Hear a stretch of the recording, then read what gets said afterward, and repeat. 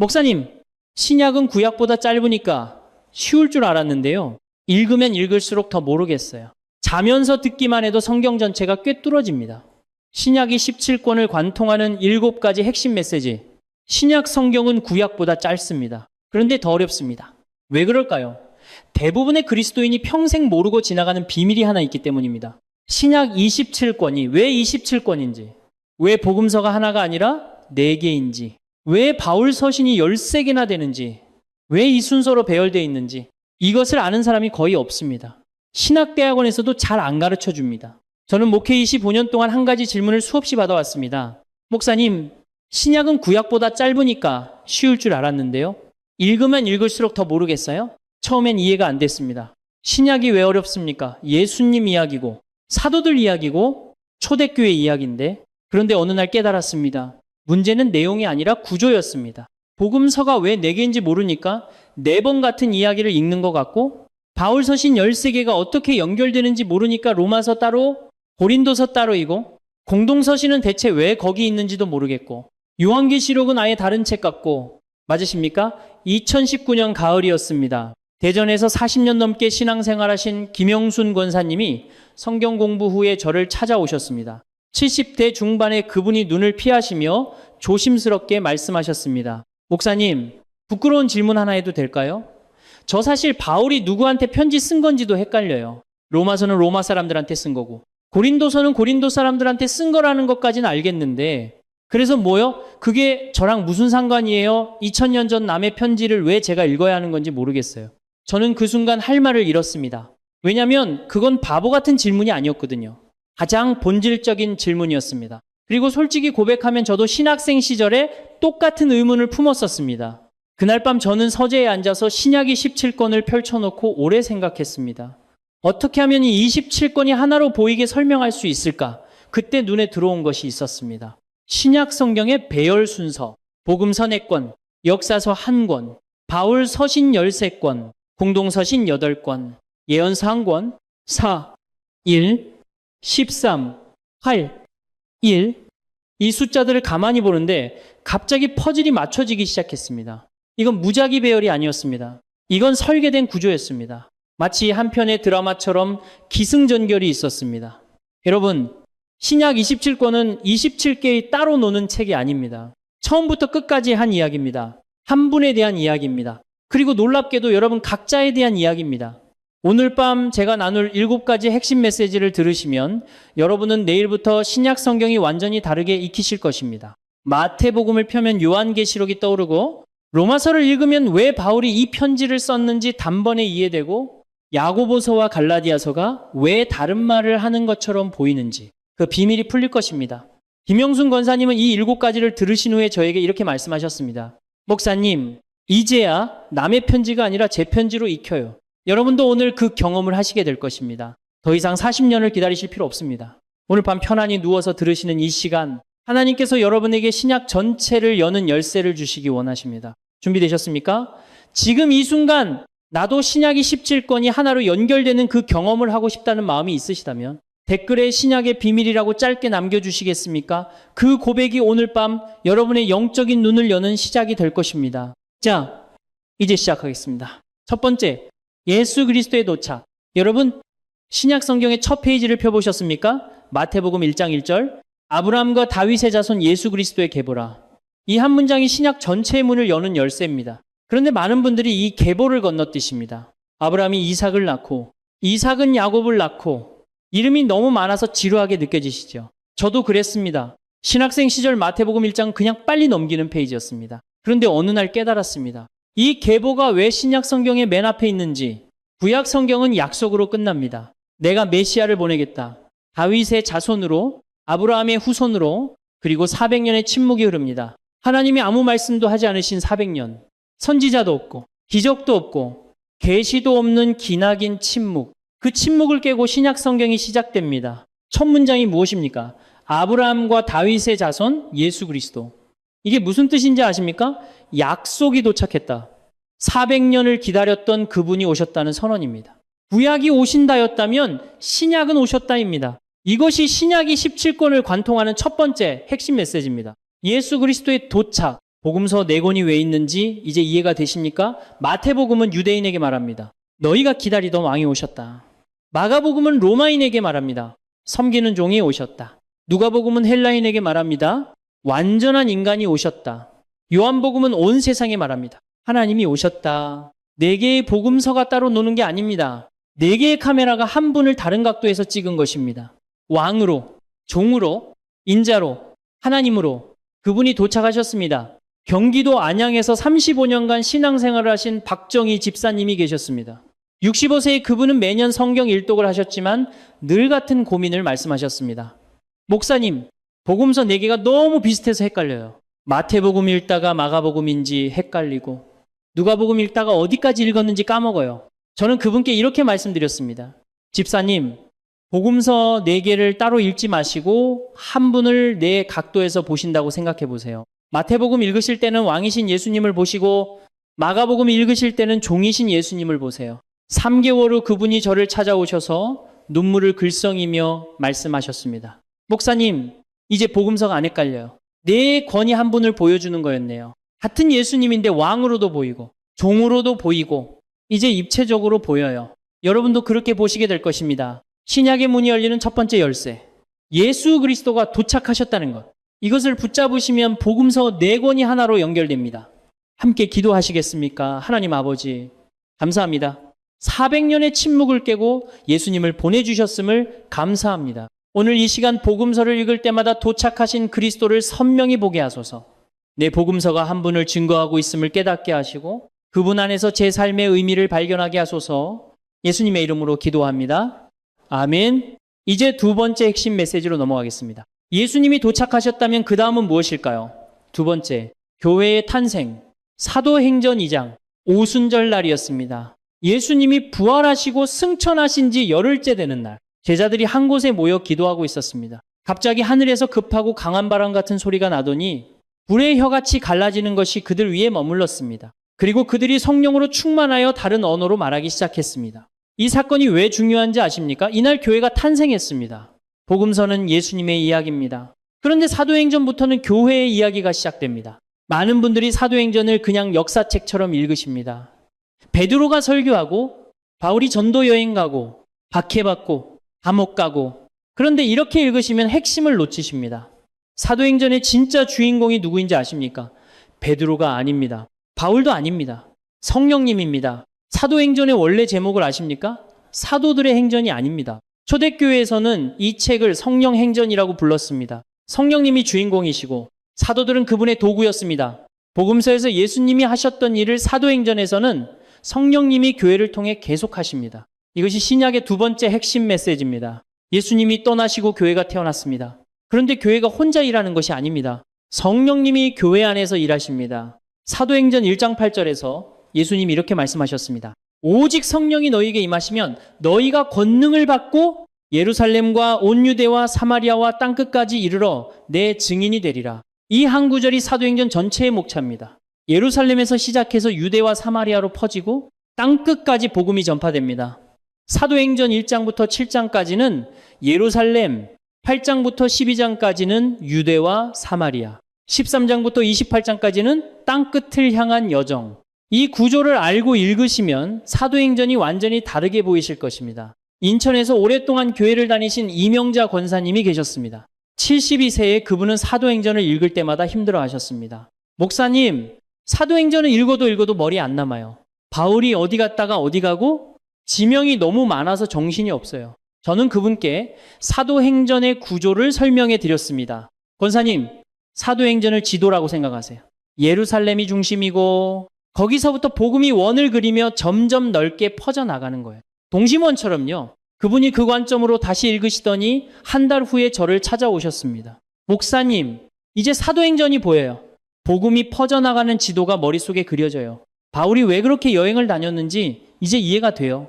여러분도 이렇게 해보시게 될 것입니다. 복음서에서 예수님이 씨앗을 뿌리셨다면 사도행전에서 그 씨앗이 싹을 틔우기 시작합니다. 한 사람이 12명이 되고 12명이 120명이 되고 120명이 3,000명이 되고 3,000명이 온 세상으로 퍼져나갑니다. 그것이 교회입니다. 그리고 그 교회 안에서 일하시는 분이 성령님입니다.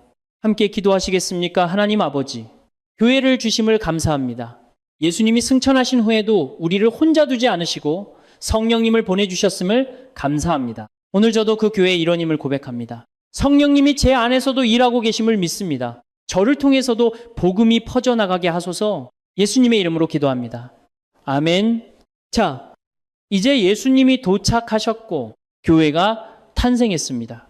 그런데 이 교회가 어떻게 살아야 하는지 누가 가르쳐 줍니까? 세 번째 핵심 메시지로 넘어가겠습니다. 세 번째, 복음의 교리, 로마서 1장 16절. 내가 복음을 부끄러워하지 아니하노니 이 복음은 모든 믿는 자에게 구원을 주시는 하나님의 능력이 됨이라. 바울 서신 열세권. 많은 분들이 이것 앞에서 막막해 하십니다. 로마서, 고린도전서, 고린도후서, 갈라디아서, 에베소서, 빌립보서, 골로새서, 데살로니가전서, 데살로니가후서, 디모데전서, 디모데후서, 디도서, 빌레몬서. 이름도 어렵고 내용도 어렵고 뭐가 뭔지 모르겠다고 하십니다. 근데 이 13권을 하나로 묶는 키워드가 있습니다. 바로 복음의 교리입니다. 복음서는 예수님이 무엇을 하셨는지 보여줍니다. 사도행전은 교회가 어떻게 시작되었는지 보여줍니다. 그렇다면 바울 서신은 무엇을 알려줍니까? 예수님이 하신 일이 나에게 어떤 의미인지, 교회가 어떻게 살아야 하는지, 구원이 무엇인지, 믿음이 무엇인지, 은혜가 무엇인지, 이것을 가르쳐 주는 것이 바울 서신입니다. 복음서가 예수님의 행동을 기록했다면 바울 서신은 그 행동의 의미를 설명합니다. 예수님이 십자가에서 죽으셨다. 이건 복음서의 기록입니다. 그런데 왜 죽으셨습니까? 그 죽음이 나와 무슨 상관입니까? 이것을 설명하는 것이 바울 서신입니다. 로마서 5장 8절. 우리가 아직 죄인 되었을 때에 그리스도께서 우리를 위하여 죽으심으로 하나님께서 우리에 대한 자기의 사랑을 확증하셨느니라. 이것이 복음의 교리입니다. 바울 서신 13권은 크게 세 그룹으로 나뉩니다. 첫째, 교회에 보낸 편지 9권, 로마서, 고린도전서, 고린도후서, 갈라디아서, 에베소서, 빌립보서, 골로새서, 데살로니가전서, 데살로니가후서. 이 편지들은 여러 교회가 가진 문제들을 다루면서 복음의 핵심 교리를 가르칩니다. 둘째, 목회자에게 보낸 편지 3권, 디모데전서, 디모데후서, 디도서. 이 편지들은 교회 지도자가 어떻게 사역해야 하는지 가르칩니다. 셋째, 개인에게 보낸 편지 1권, 빌레몬서, 도망친 종 오네시모를 위한 아름다운 중보의 편지입니다. 이 구조를 알고 읽으시면 바울 서신이 훨씬 선명해지실 것입니다. 광주에서 30년 넘게 신앙생활을 하신 최순희 권사님이 계셨습니다. 68세의 그분은 로마서 앞에서 늘 좌절하셨습니다.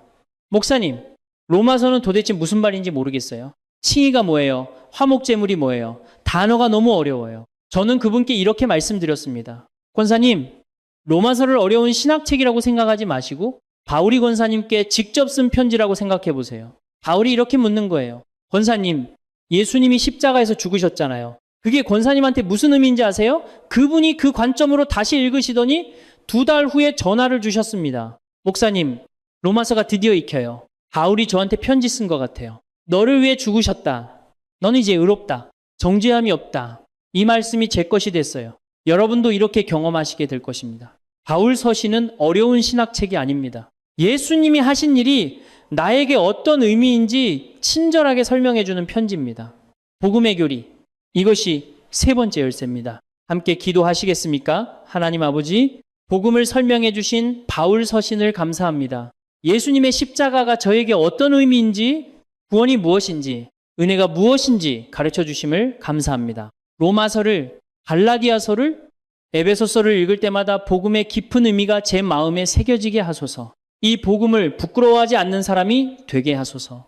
예수님의 이름으로 기도합니다. 아멘. 자, 이제 예수님이 도착하셨고 교회가 탄생했고 복음의 교리가 가르쳐졌습니다. 그런데 교리만으로 충분합니까? 네 번째 핵심 메시지로 넘어가겠습니다. 네 번째, 믿음의 실천. 야고보서 2장 17절.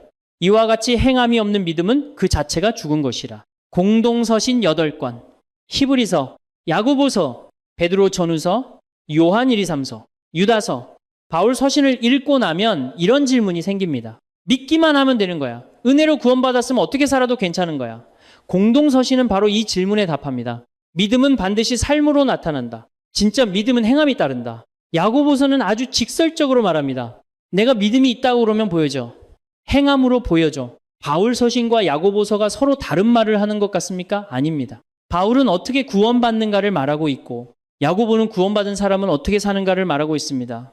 동전의 양면입니다. 뿌리와 열매입니다. 바울 서신이 뿌리라면 공동 서신은 열매입니다. 믿음이 뿌리라면 행함이 열매입니다.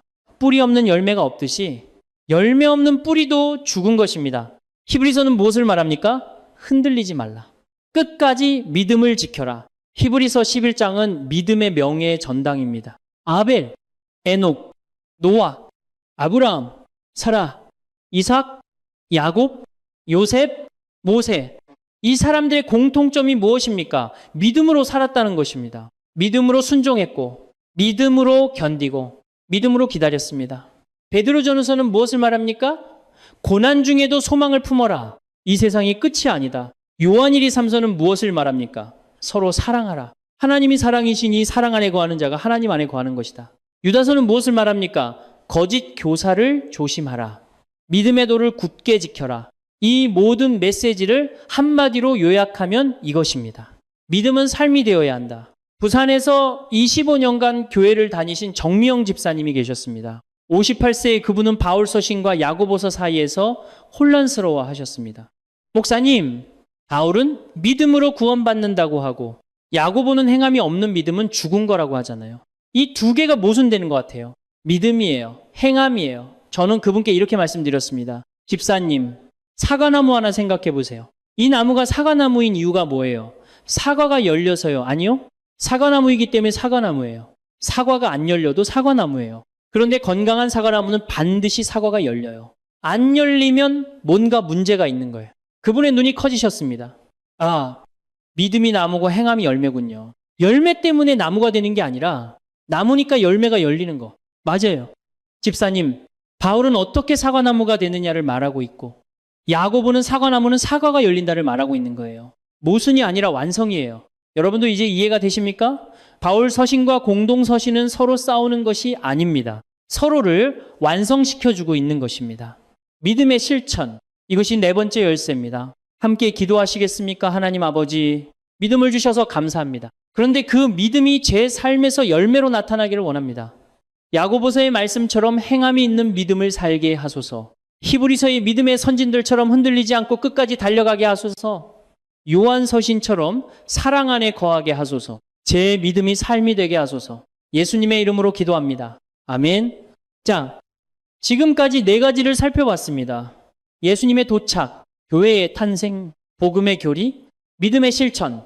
그런데 이 이야기가 어디로 향하고 있는지 아십니까? 다섯 번째 핵심 메시지로 넘어가겠습니다. 다섯 번째, 그리스도 안의 연합. 에베소서 1장 10절. 하늘에 있는 것이나 땅에 있는 것이다 그리스도 안에서 통일되게 하려 하심이라. 신약이 17권을 읽다 보면 한 가지 표현이 계속 반복됩니다.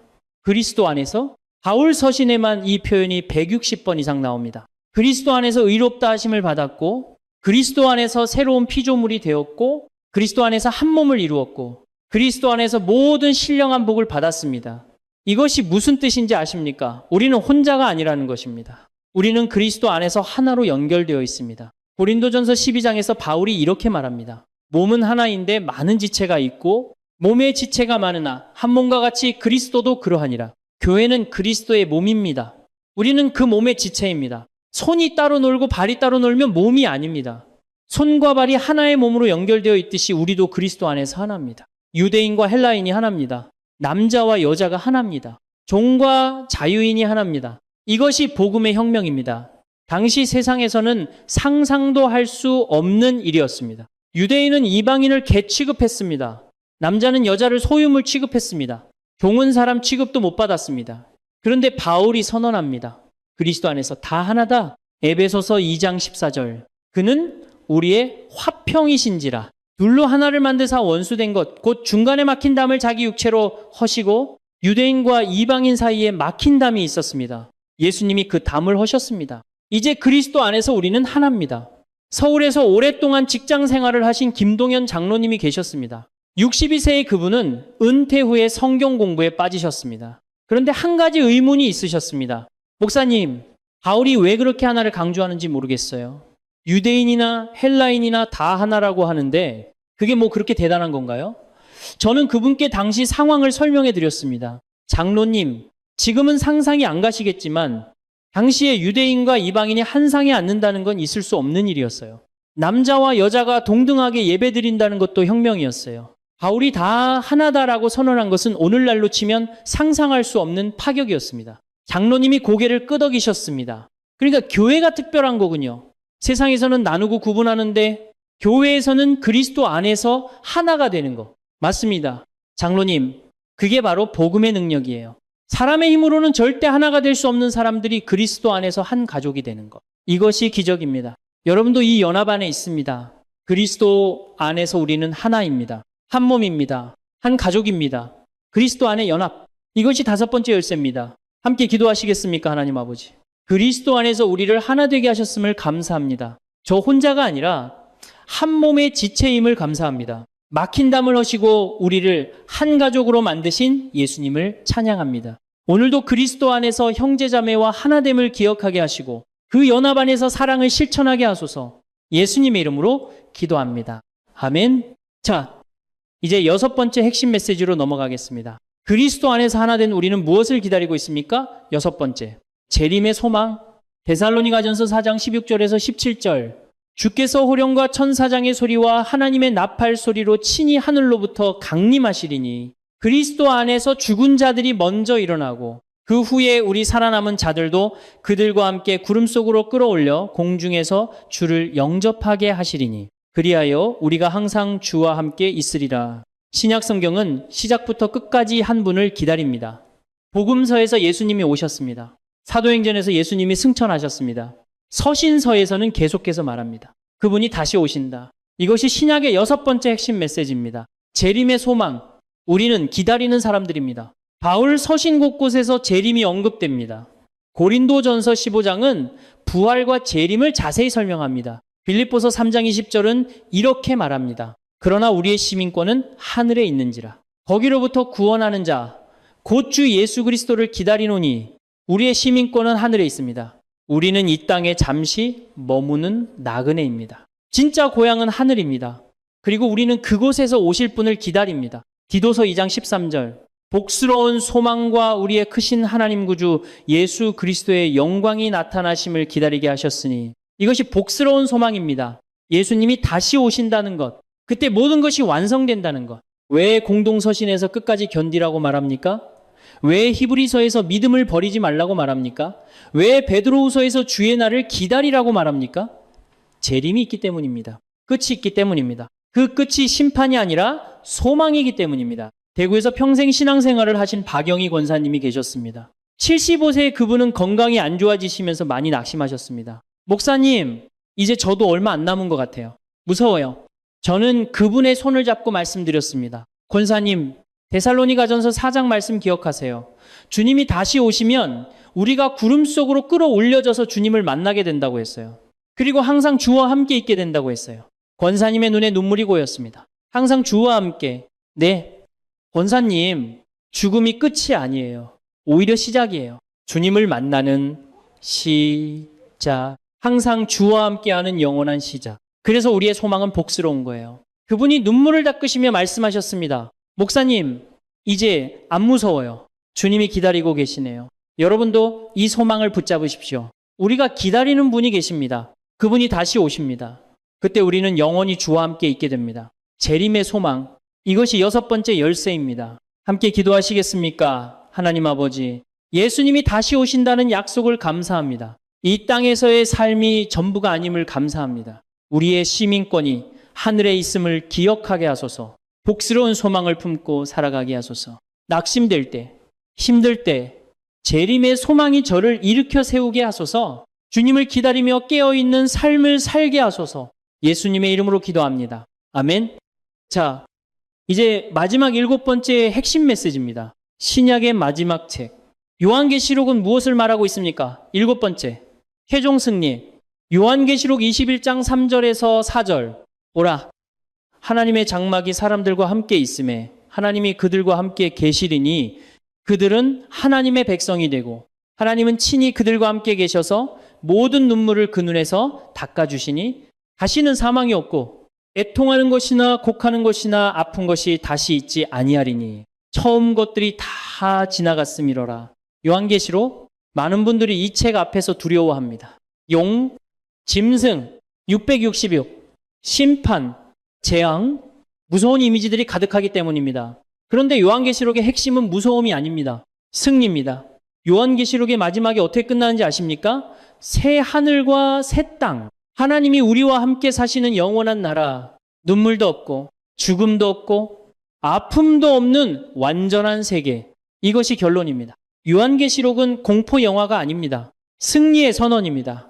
중간에 무서운 장면들이 많이 나옵니다. 용이 나오고 짐승이 나오고 거짓 선지자가 나옵니다. 환난과 박해와 순교가 나옵니다. 그런데 결론이 무엇입니까? 요한계시록 17장 14절. 그들이 어린 양과 더불어 싸우려니와 어린 양은 만주해 주시오. 만왕의 왕이심으로 그들을 이기시리라. 어린 양이 이깁니다. 예수님이 이기십니다. 악이 강해 보여도 결국 선이 이깁니다. 어둠이 짙어도 결국 빛이 이깁니다. 용과 짐승이 무섭게 날뛰어도 결국 어린 양이 승리합니다. 이것이 요한계시록의 메시지입니다. 최종 승리. 그리고 그 승리는 이미 확정되어 있습니다. 요한계시록은 미래에 일어날 불확실한 이야기가 아닙니다. 이미 확정된 승리를 미리 보여주는 것입니다. 전쟁 영화를 생각해 보십시오. 영화 시작하기 전에 이 전쟁은 연합군이 승리합니다라고 알려주면 어떨까요? 중간에 아무리 힘든 장면이 나와도 우리는 안심하고 볼 수 있습니다. 결국 이기니까 요한계시록이 바로 그것입니다. 하나님이 미리 결말을 보여주신 것입니다. 걱정하지 마라. 내가 이긴다. 너희도 이긴다. 제주도에서 신앙생활을 하시는 강순자 권사님이 계셨습니다. 70세의 그분은 요한계시록을 한 번도 끝까지 읽지 못하셨습니다. 목사님, 요한계시록만 펴면 무서워서 못 읽겠어요. 악몽 꿀 것 같아요. 저는 그분께 말씀드렸습니다. 권사님, 요한계시록 맨 마지막 장부터 먼저 읽어보세요. 21장, 22장, 거기에 결론이 있어요. 그분이 제 말대로 하셨습니다. 일주일 후에 전화가 왔습니다.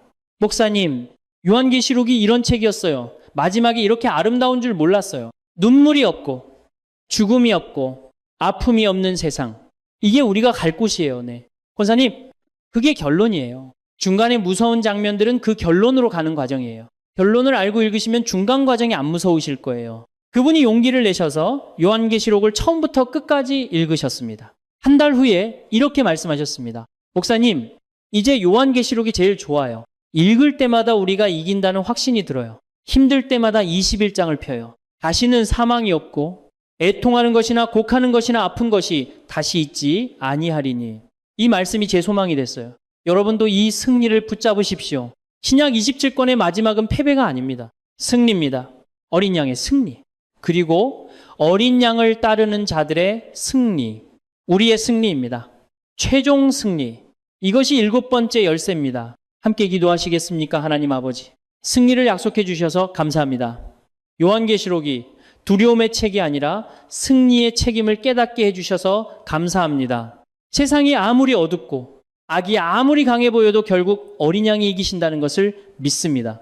저도 그 승리에 참여하는 자가 되게 하소서. 새 하늘과 새 땅에서 주님과 함께하는 그날을 기다리며 살아가게 하소서. 예수님의 이름으로 기도합니다. 아멘.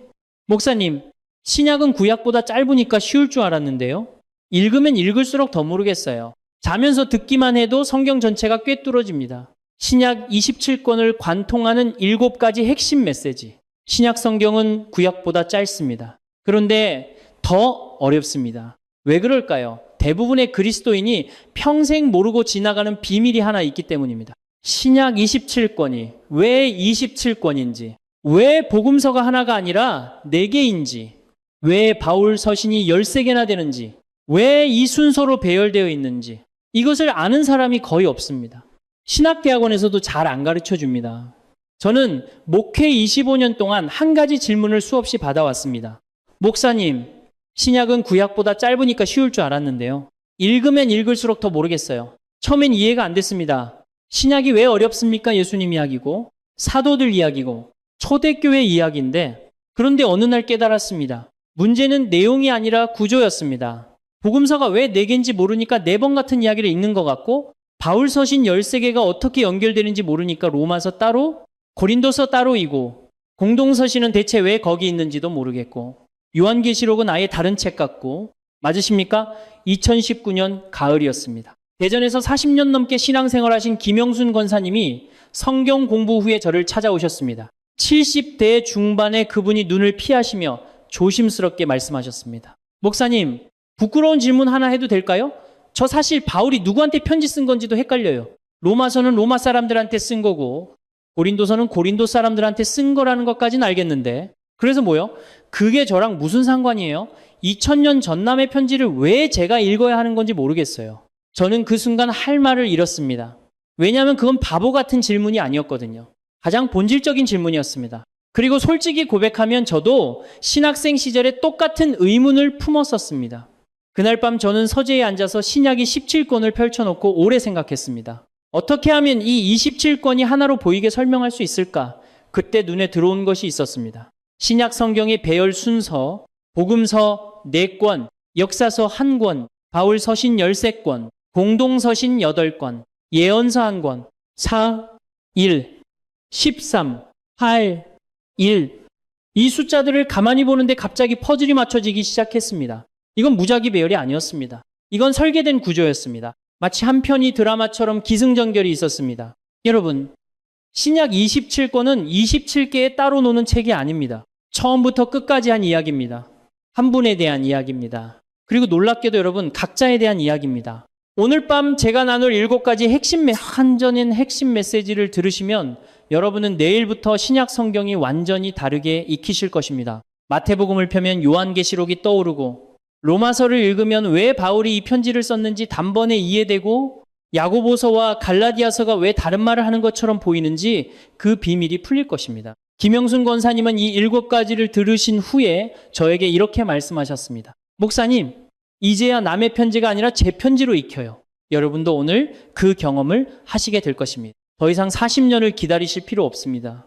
오늘 밤 편안히 누워서 들으시는 이 시간 하나님께서 여러분에게 신약 전체를 여는 열쇠를 주시기 원하십니다. 준비되셨습니까? 지금 이 순간 나도 신약이 17권이 하나로 연결되는 그 경험을 하고 싶다는 마음이 있으시다면 댓글에 신약의 비밀이라고 짧게 남겨주시겠습니까? 그 고백이 오늘 밤 여러분의 영적인 눈을 여는 시작이 될 것입니다. 자, 이제 시작하겠습니다. 첫 번째, 예수 그리스도의 도착. 여러분, 신약 성경의 첫 페이지를 펴보셨습니까? 마태복음 1장 1절, 아브라함과 다윗의 자손 예수 그리스도의 계보라. 이 한 문장이 신약 전체의 문을 여는 열쇠입니다. 그런데 많은 분들이 이 계보를 건너뛰십니다. 아브라함이 이삭을 낳고 이삭은 야곱을 낳고 이름이 너무 많아서 지루하게 느껴지시지요. 저도 그랬습니다. 신학생 시절 마태복음 1장은 그냥 빨리 넘기는 페이지였습니다. 그런데 어느 날 깨달았습니다. 이 계보가 왜 신약 성경의 맨 앞에 있는지. 구약 성경은 약속으로 끝납니다. 내가 메시아를 보내겠다. 다윗의 자손으로, 아브라함의 후손으로, 그리고 400년의 침묵이 흐릅니다. 하나님이 아무 말씀도 하지 않으신 400년, 선지자도 없고 기적도 없고 계시도 없는 긴 침묵. 그 침묵을 깨고 신약 성경이 시작됩니다. 첫 문장이 무엇입니까? 아브라함과 다윗의 자손, 예수 그리스도. 이게 무슨 뜻인지 아십니까? 약속이 도착했다. 400년을 기다렸던 그분이 오셨다는 선언입니다. 구약이 오신다였다면 신약은 오셨답니다. 이것이 신약 27권을 관통하는 첫 번째 핵심 메시지입니다. 예수 그리스도의 도착. 복음서 4권이 왜 있는지 이제 이해가 되십니까? 마태복음은 유대인에게 말합니다. 너희가 기다리던 왕이 오셨다. 마가복음은 로마인에게 말합니다. 섬기는 종이 오셨다. 누가복음은 헬라인에게 말합니다. 완전한 인간이 오셨다. 요한복음은 온 세상에 말합니다. 하나님이 오셨다. 4개의 복음서가 따로 노는 게 아닙니다.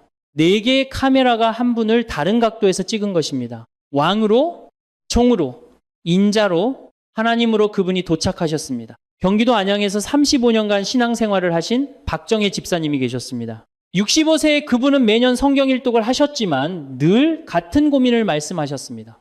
목사님, 복음서 4개가 너무 비슷해서 헷갈려요. 마태복음 읽다가 마가복음인지 헷갈리고 누가복음 읽다가 어디까지 읽었는지 까먹어요. 저는 그분께 이렇게 말씀드렸습니다. 집사님, 복음서 4개를 따로 읽지 마시고 한 분을 4각도에서 보신다고 생각해 보세요. 마태복음 읽으실 때는 왕이신 예수님을 보시고 마가복음 읽으실 때는 종이신 예수님을 보세요. 3개월 후 그분이 저를 찾아오셔서 눈물을 글썽이며 말씀하셨습니다. 목사님, 이제 복음서가 안 헷갈려요. 네 권이 한 분을 보여주는 거였네요. 같은 예수님인데 왕으로도 보이고 종으로도 보이고 이제 입체적으로 보여요. 여러분도 그렇게 보시게 될 것입니다. 신약의 문이 열리는 첫 번째 열쇠. 예수 그리스도가 도착하셨다는 것.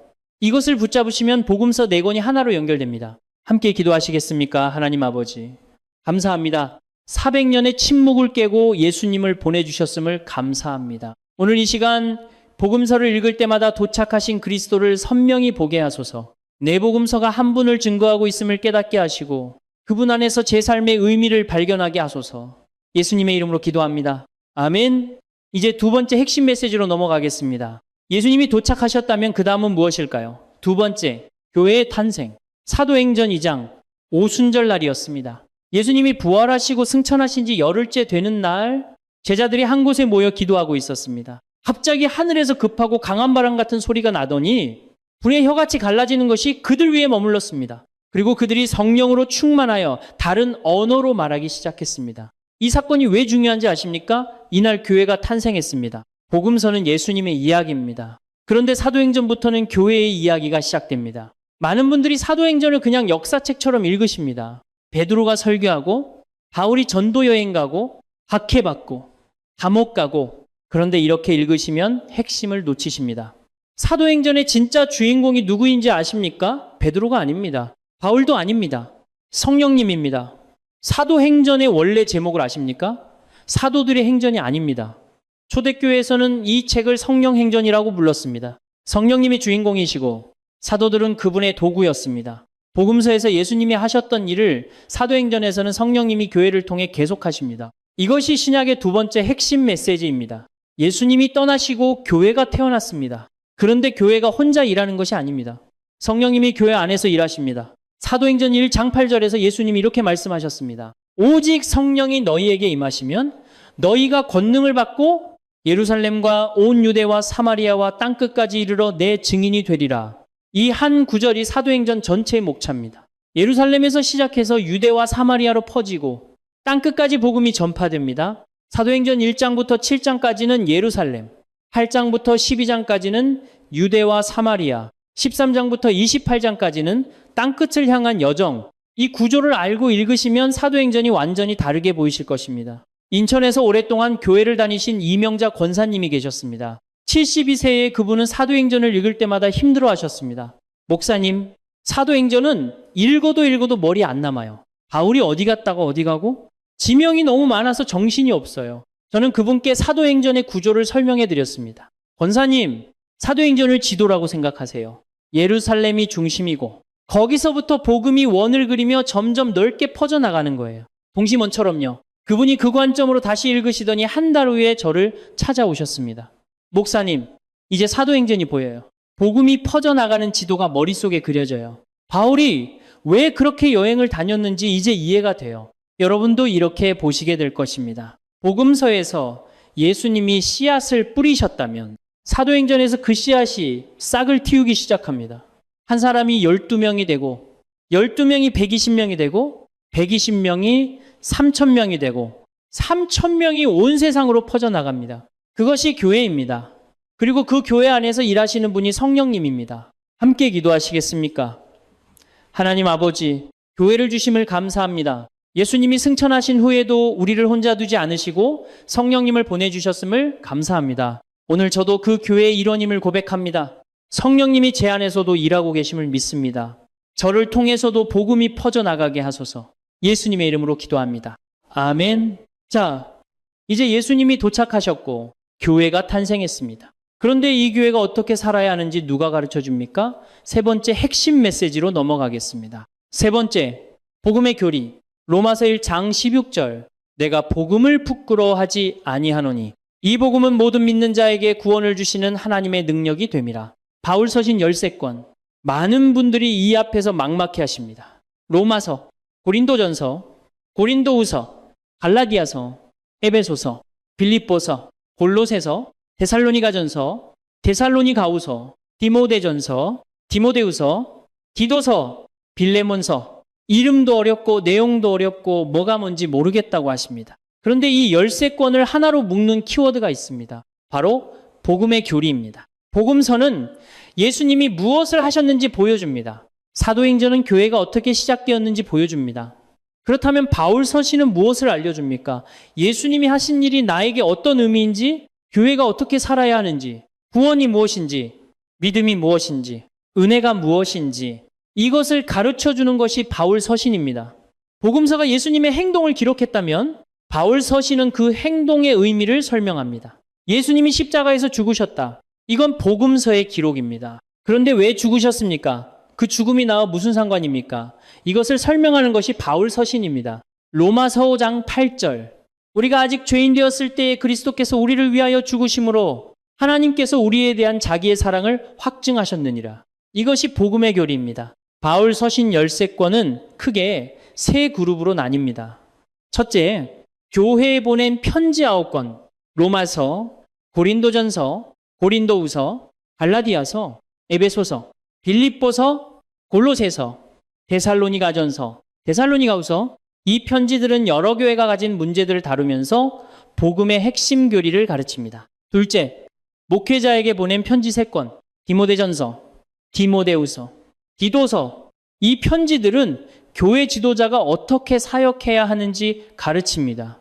셋째, 개인에게 보낸 편지 1권, 빌레몬서, 도망친 종 오네시모를 위한 아름다운 중보의 편지입니다. 이 구조를 알고 읽으시면 바울 서신이 훨씬 선명해지실 것입니다. 광주에서 30년 넘게 신앙생활을 하신 최순희 권사님이 계셨습니다. 68세의 그분은 로마서 앞에서 늘 좌절하셨습니다.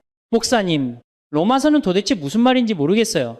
칭의가 뭐예요? 화목제물이 뭐예요? 단어가 너무 어려워요. 저는 그분께 이렇게 말씀드렸습니다. 권사님, 로마서를 어려운 신학책이라고 생각하지 마시고 바울이 권사님께 직접 쓴 편지라고 생각해 보세요. 바울이 이렇게 묻는 거예요. 권사님, 예수님이 십자가에서 죽으셨잖아요. 그게 권사님한테 무슨 의미인지 아세요? 그분이 그 관점으로 다시 읽으시더니 2달 후에 전화를 주셨습니다. 목사님, 로마서가 드디어 익혀요. 바울이 저한테 편지 쓴 것 같아요. 너를 위해 죽으셨다. 너는 이제 의롭다. 정죄함이 없다. 이 말씀이 제 것이 됐어요.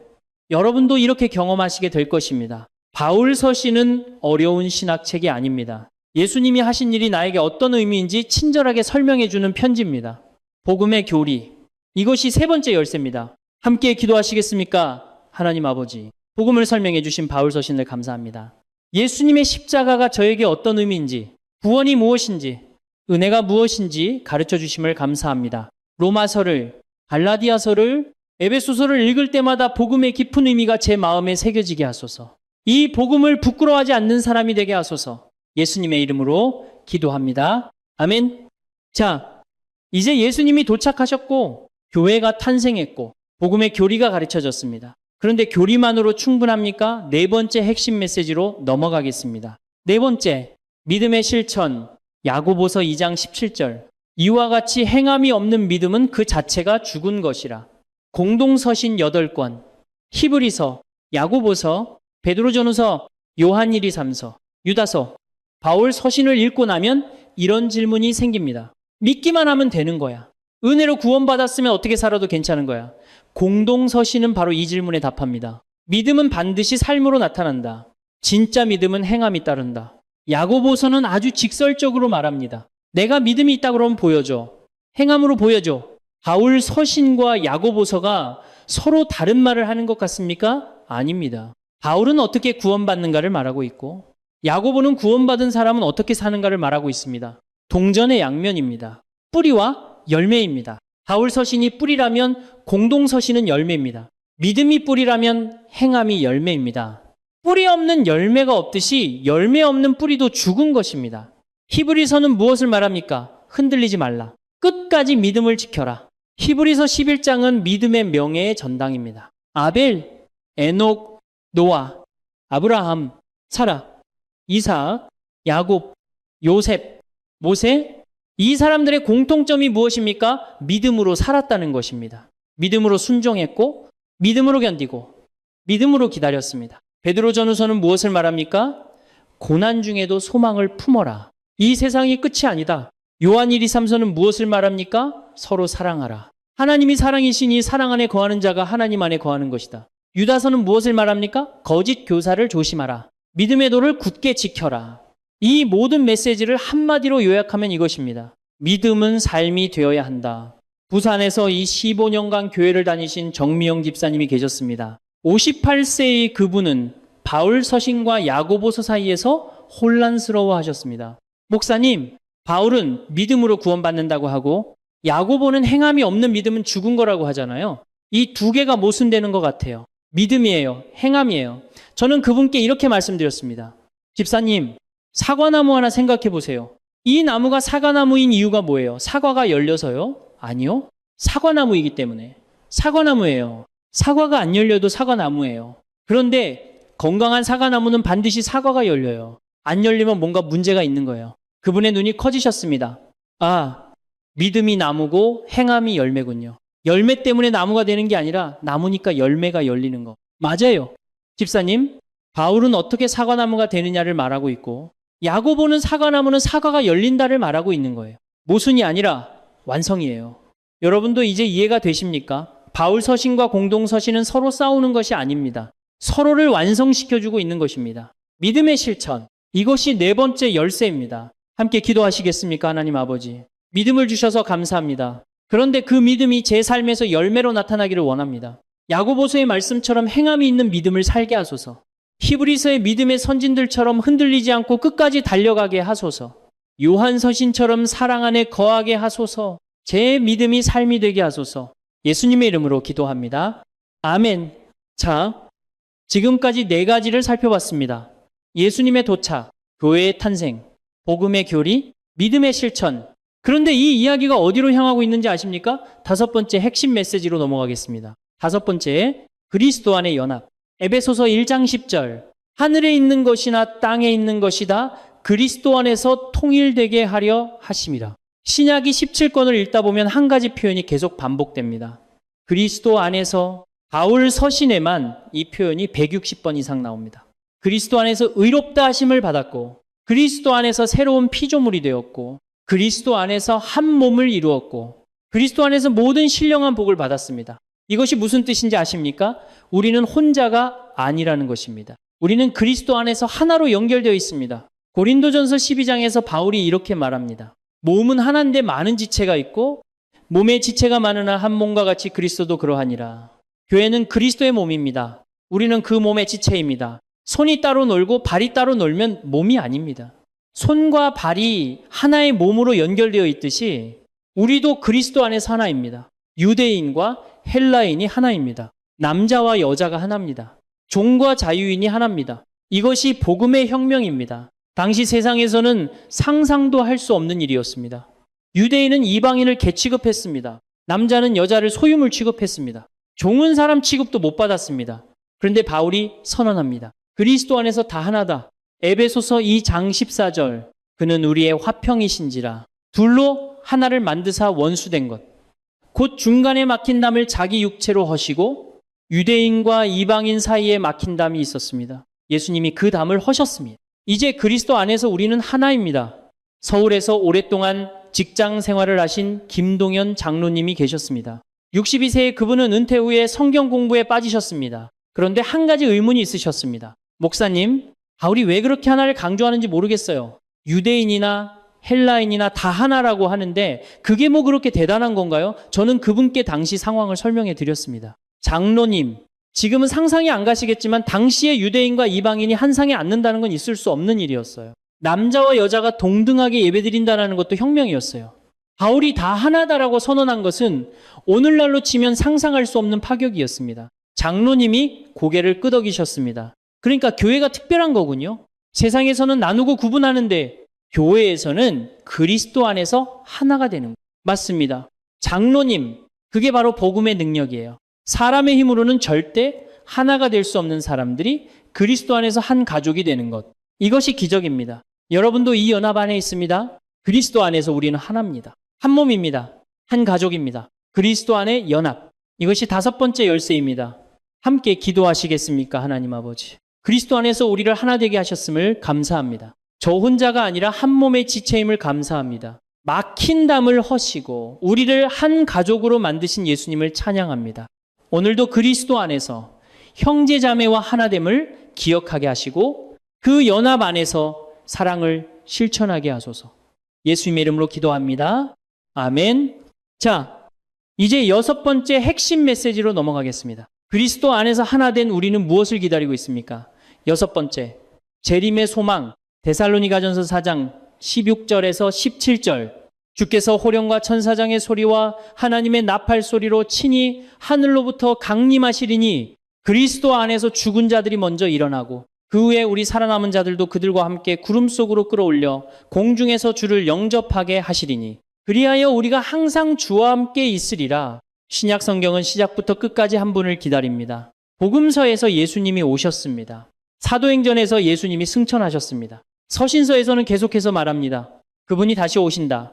이것이 신약의 6번째 핵심 메시지입니다. 재림의 소망. 우리는 기다리는 사람들입니다. 바울 서신 곳곳에서 재림이 언급됩니다. 고린도전서 15장은 부활과 재림을 자세히 설명합니다. 빌립보서 3장의 10절은 이렇게 말합니다. 그러나 우리의 시민권은 하늘에 있는지라 거기로부터 구원하는 자 곧 주 예수 그리스도를 기다리노니 우리의 시민권은 하늘에 있습니다.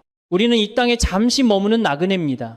진짜 고향은 하늘입니다. 그리고 우리는 그곳에서 오실 분을 기다립니다. 디도서 2장 13절 복스러운 소망과 우리의 크신 하나님 구주 예수 그리스도의 영광이 나타나심을 기다리게 하셨으니 이것이 복스러운 소망입니다. 예수님이 다시 오신다는 것.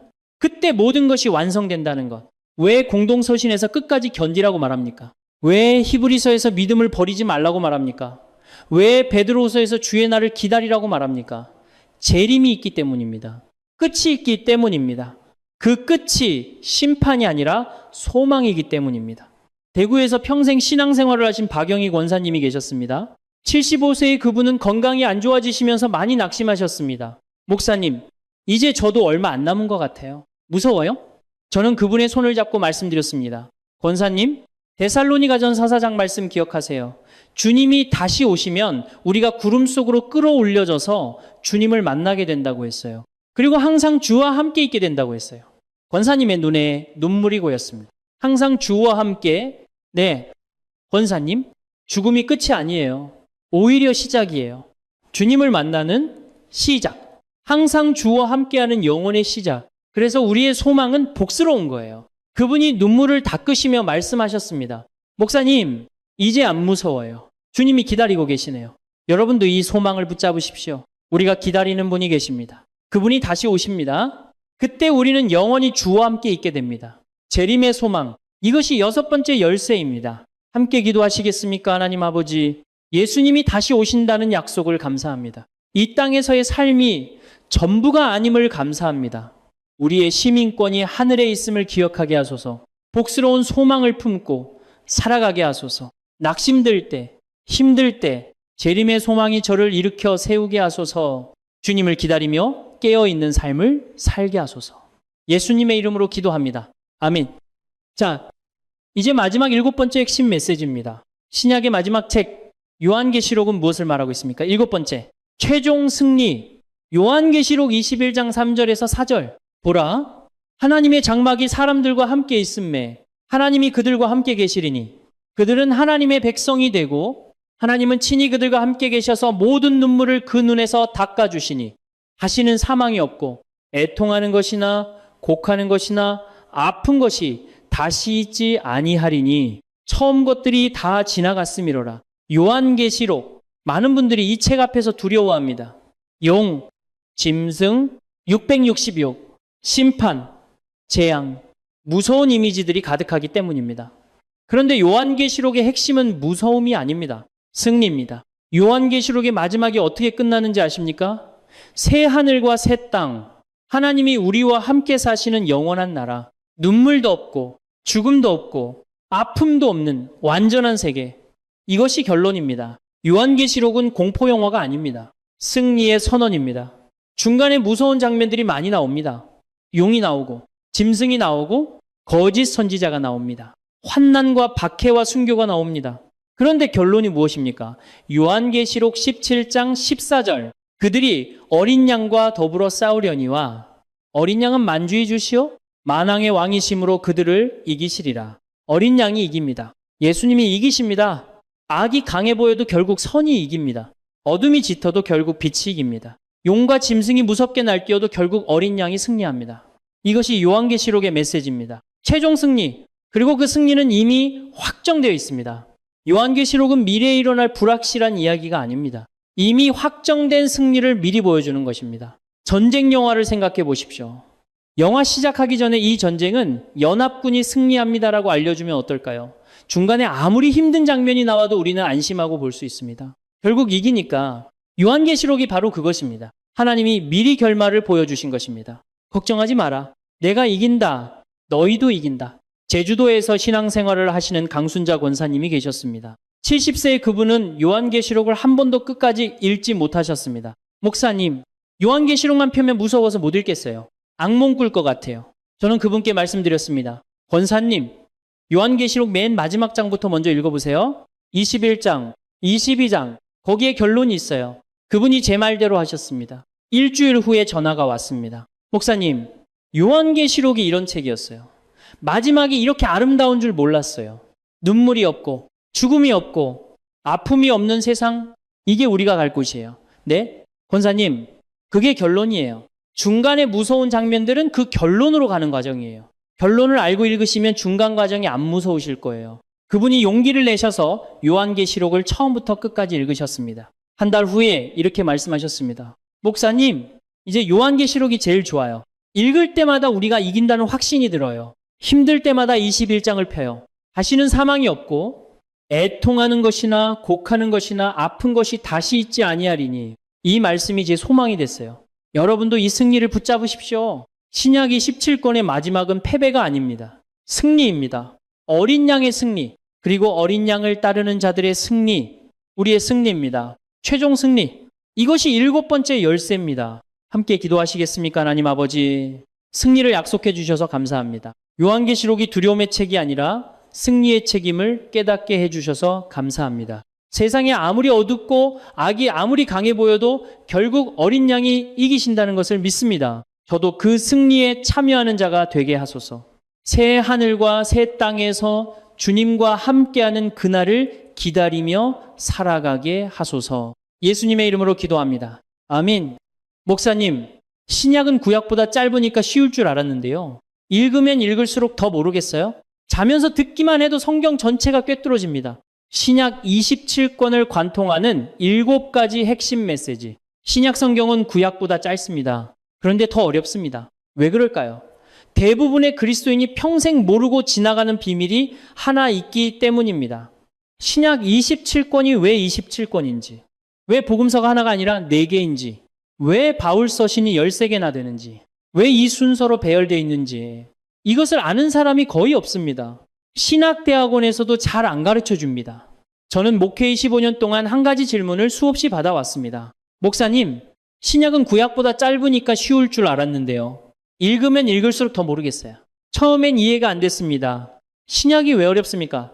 예수님 이야기고 사도들 이야기고 초대교회 이야기인데. 그런데 어느 날 깨달았습니다. 문제는 내용이 아니라 구조였습니다. 복음서가 왜 4개인지 모르니까 4번 같은 이야기를 읽는 것 같고, 바울서신 13개가 어떻게 연결되는지 모르니까 로마서 따로, 고린도서 따로이고, 공동서신은 대체 왜 거기 있는지도 모르겠고, 요한계시록은 아예 다른 책 같고, 맞으십니까?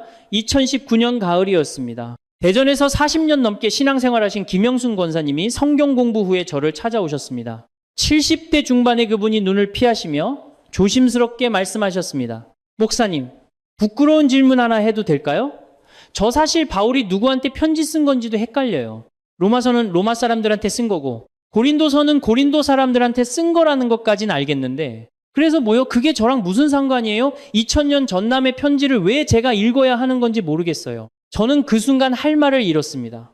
왜냐하면 그건 바보 같은 질문이 아니었거든요. 가장 본질적인 질문이었습니다. 그리고 솔직히 고백하면 저도 신학생 시절에 똑같은 의문을 품었었습니다. 그날 밤 저는 서재에 앉아서 신약이 17권을 펼쳐놓고 오래 생각했습니다. 어떻게 하면 이 27권이 하나로 보이게 설명할 수 있을까? 그때 눈에 들어온 것이 있었습니다. 신약 성경의 배열 순서, 복음서 4권, 역사서 1권, 바울 서신 13권, 공동서신 8권, 예언서 1권, 4, 1, 13, 8, 1, 이 숫자들을 가만히 보는데 갑자기 퍼즐이 맞춰지기 시작했습니다. 이건 무작위 배열이 아니었습니다. 이건 설계된 구조였습니다. 마치 한 편의 드라마처럼 기승전결이 있었습니다. 여러분, 신약이 17권은 27개에 따로 노는 책이 아닙니다. 처음부터 끝까지 한 이야기입니다. 한 분에 대한 이야기입니다. 그리고 놀랍게도 여러분 각자에 대한 이야기입니다. 오늘 밤 제가 나눌 7가지 핵심 메시지를 들으시면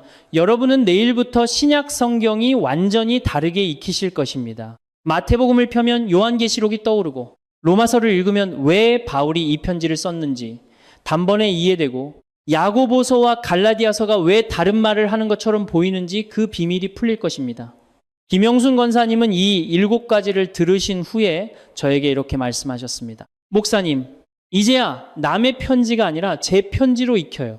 여러분도 오늘 그 경험을 하시게 될 것입니다. 더 이상 40년을 기다리실 필요 없습니다. 오늘 밤 편안히 누워서 들으시는 이 시간, 하나님께서 여러분에게 신약 전체를 여는 열쇠를 주시기 원하십니다. 준비되셨습니까? 지금 이 순간 나도 신약이 17권이 하나로 연결되는 그 경험을 하고 싶다는 마음이 있으시다면 댓글에 신약의 비밀이라고 짧게 남겨주시겠습니까? 그 고백이 오늘 밤 여러분의 영적인 눈을 여는 시작이 될 것입니다. 자, 이제 시작하겠습니다. 첫 번째, 예수 그리스도의 도착. 여러분, 신약 성경의 첫 페이지를 펴보셨습니까? 마태복음 1장 1절. 아브라함과 다윗의 자손 예수 그리스도의 계보라. 이 한 문장이 신약 전체의 문을 여는 열쇠입니다. 그런데 많은 분들이 이 계보를 건너뛰십니다.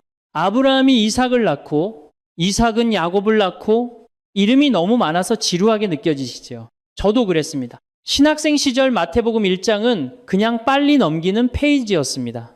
그런데 어느 날 깨달았습니다. 이 계보가 왜 신약 성경의 맨 앞에 있는지. 구약 성경은 약속으로 끝납니다. 내가 메시아를 보내겠다. 다윗의 자손으로, 아브라함의 후손으로, 그리고 400년의 침묵이 흐릅니다. 하나님이 아무 말씀도 하지 않으신 400년, 선지자도 없고 기적도 없고 계시도 없는 긴 침묵. 그 침묵을 깨고 신약 성경이 시작됩니다.